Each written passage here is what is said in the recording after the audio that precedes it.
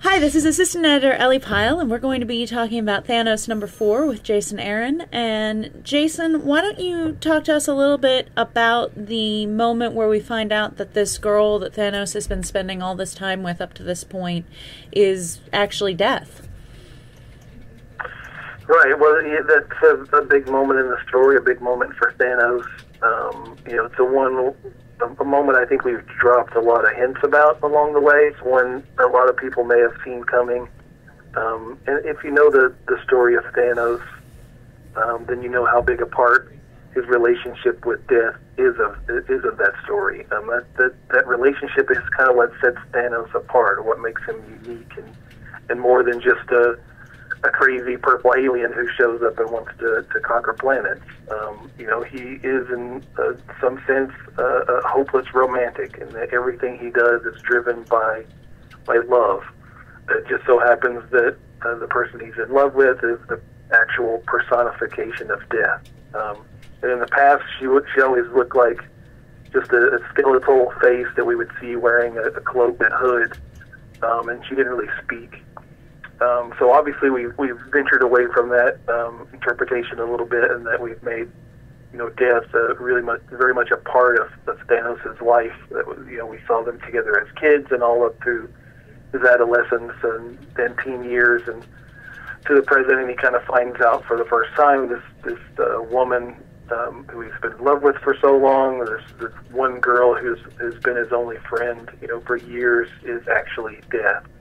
And then no one else can see her. Only he can see her. Only he can hear her. And then you get this great splash page by Simone where she tears off her own flesh, and we see she's just a skeleton in robes. So this would kind of seem to be the answer of sort of who this girl has been this whole time through the story, and then put those pieces together. But I would also say keep reading, because there's still one more twist to come in terms of this relationship. Excellent.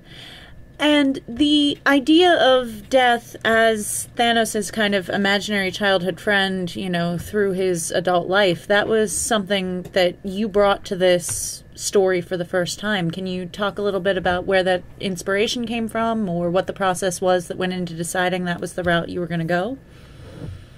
Well, I think that was actually, I got that from a line somewhere from Starlin. I don't think that was ever really portrayed, but that was kind of a throwaway line somewhere. A lot of the stuff I do in Thanos Rising is stuff that I took from Jim Starlin's stories, the guy who created Thanos years ago. There were bits and pieces of that origin told in lots of different stories over multiple comics over the course of years. There was never one story that put them all together. So that's kind of what I did. I put all those pieces together and filled in some of the missing gaps. But yeah, I think we've never really seen kind of how Thanos first met Death, how they first got together, how that relationship grew. But that did come from a line somewhere, or maybe I made that up, I don't know. But I remember that being one line of her being his imaginary friend. Very cool. Well, you already said that there's one more big twist coming. Is there anything else you want to tease to readers about Thanos' future?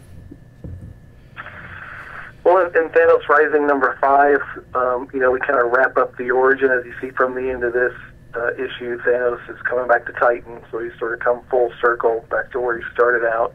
And if you know your Thanos history, things don't work out too well for Titan.